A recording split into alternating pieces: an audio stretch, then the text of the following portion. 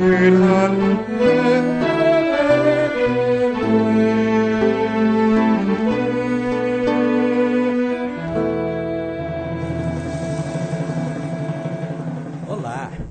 Hoje já começo parabenizando a Prefeitura por ter consertado a placa que estava de cabeça para baixo ao lado da Praça Getúlio Vargas. Ela o fez no mesmo dia que falamos da situação constrangedora aqui na nossa prosa. A Jacuringa, como eu previa, não gostou. Ela achava que a placa estava certa, que aquilo teria sido uma inovação da Prefeitura. Como ela percebeu que eu e vários cidadãos que reclamaram da lambança estávamos certos, ela não quer admitir seu próprio erro e agora diz que está de mal de mim. Só lamento, Jacuringa. Aproveitando o pique, tem morador solicitando a mesma urgência para a limpeza de áreas fora do centro da cidade, como a praça na entrada do bairro Colina Verde, a Rua do Cruzeiro. Dizem que o mato está deixando animais peçonhentos muito à vontade por lá. Pedem também para tampar buracos na... mas isso aqui está parecendo reunião de Câmara no momento em que os vereadores fazem indicações. E pelo visto também muita gente não leu a entrevista do prefeito no jornal DCN, né? Pois é, lá o prefeito diz que vai asfaltar a cidade toda. Então, moradores do Pito e de todas as ruas podem ficar calmos. O homem diz que vai fazer. Tudo bem que não tenha dito quando, nem quanto vai gastar em tais obras, mas isso é lá uma outra prosa. Aliás, a entrevista feita pelo jornalista José Domingos, notei que já foi construída uma longa estrada entre o candidato Ladinho e o prefeito Ladinho. Estão tão distantes que poucos diriam que se trata da mesma pessoa. Enquanto o candidato prometia soluções quase mágicas para a saúde, por exemplo, o prefeito agora, quando questionado sobre como pretende acabar com as filas nos PSFs, nem se falou de hospital, ele diz que, abre aspas, esse é um problema difícil de resolver a curto prazo, fecha aspas. Além de repetir o que já parece um mantra sobre a herança maldita deixada pelo prefeito anterior, a entrevista que era para marcar os 100 dias de governo simplesmente jogou água no brejo encharcado. Quando questionado sobre os principais tópicos do planejamento estratégico, que teria consumido um bom tempo do trabalho de sua equipe, a primeira coisa que Ladinho citou foi que, abre aspas, primeiro, levantamos o que as pessoas mais querem. Para nossa surpresa, não é nem a questão da saúde, nem a educação. O que o pessoal mais pede é asfalto. Fecha aspas. Cheguei até a pedir acesso a tal levantamento de prioridades. Queria saber sobre como ele foi feito, quais comunidades foram ouvidas, qual a porcentagem, mas a assessoria de comunicação da prefeitura se fez de desentendida. Comentou que a disposição do prefeito de levar a lama asfáltica para toda a cidade não deixa de lado as outras áreas. Ficaremos então sem saber se houve mesmo tal pesquisa ou levantamento de prioridades. Aposto que a Jacuringa iria gostar de ver que sua opinião foi considerada para tal prioridade estratégica. Mas tudo bem, melhor deixar a Jacuringa quieta, né? 2 comentários do prefeito na entrevista me deixaram bastante pensativo.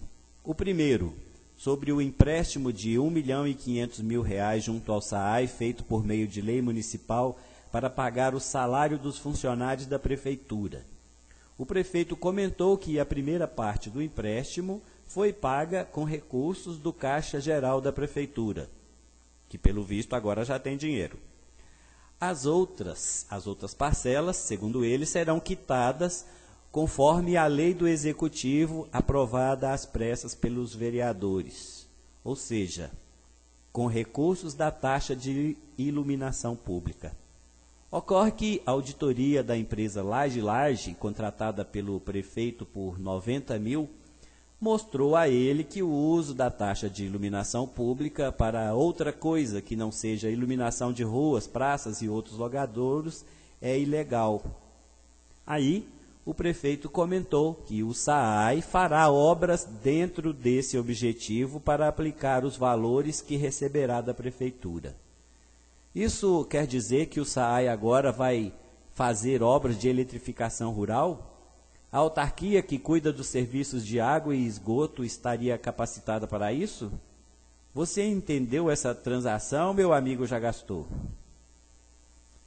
E caso não seja isso, caso o SAAI apenas vá repassar o dinheiro para que outro faça a obra, seja a prefeitura, seja a CEMIG, terá levado literalmente o maior cano, então. Lembremos que a autarquia tinha o dinheiro em caixa para ser aplicado em melhorias no sistema de abastecimento. Deixou de usar esse dinheiro porque o emprestou para a prefeitura pagar os funcionários. Agora, quando a prefeitura vai devolver, ela não pode mais usar para fazer as suas obras de abastecimento, as suas melhorias. Terá de investi-lo em obras de iluminação pública e deixará sua prioridade de lado? Justo agora que se fala em necessidade de investimentos maiores do SAAI por causa do advento das mineradoras na região? Vejam bem, senhores vereadores, notem bem a situação estranha criada com a lei que foi aprovada em sessão extraordinária ainda em janeiro. Nem vou me dar ao trabalho de voltar a fita aqui, para lembrar que nós já proseamos sobre isso, ainda em janeiro. A outra coisa que me intrigou na fala do prefeito Ladinho ao jornal DCN é sobre ele ter trazido ou não a Transcob, a cooperativa da Bahia, para fazer o transporte escolar em Guanhães. Vale lembrar que na entrevista ele nem mencionou o fato do contrato assinado neste mês com a Transcob ter ficado quase R$3.000 mais caro por dia, usando os mesmos ônibus do ano passado. Ladinho disse que, abre aspas, eu nem conhecia a empresa. Eles chegaram e manifestaram o interesse em participar, fecha aspas. Agora me diz uma coisa, meu amigo Jagastor, se a cooperativa veio aqui participar da licitação e ninguém na prefeitura a conhecia, como é que ela foi contratada emergencialmente por R$500 mil para fazer o transporte escolar desde o começo do ano até agora, quando foi realizada a licitação? Se nem o prefeito, nem os seus assessores a conheciam, como é que na tarde do dia 31 de janeiro, por volta das 18 horas, bem antes, portanto, da licitação marcada para o dia 7 de fevereiro, já havia um representante da Transcob fazendo reunião dentro da prefeitura com alguns transportadores locais? Quem teria aberto as portas do Palácio Municipal sem conhecê-la? Por mais que eu tente alinhavar a história que nos foi contada na entrevista, os pontos não se juntam. Cheguei até a fazer este questionamento em um grupo do Facebook, onde a assessoria da prefeitura postou a entrevista. Mas, ao invés de me responderem, acharam melhor apagar a postagem. Em respeito a você, que é inteligente, que entende e sabe questionar as coisas, eu sempre procuro informações da prefeitura. Mas, infelizmente, parece que eles têm um outro entendimento muito diferente do meu, do que é jornalismo e do que é liberdade de imprensa.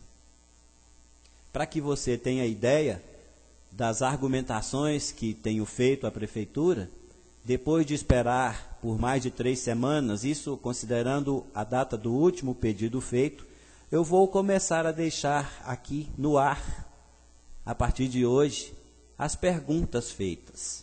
Quem sabe um vento bom nos traga alguma informação. Pois bem, as primeiras perguntas que eu vou deixar aqui se referem à área de infraestrutura. São elas: Depois dos estudos que teriam sido feitos sobre a situação das obras na Rua de Lomberes, o que a Prefeitura concluiu? O que será feito lá? E qual a previsão de conclusão dos trabalhos?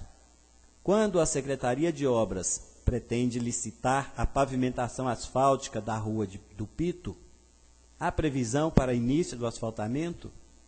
Sobre a iluminação do final da Rua Bruno Glória até o bairro Esperança, que foi alvo de indicação de vários vereadores numa das primeiras sessões ordinárias da Câmara neste ano, há alguma previsão?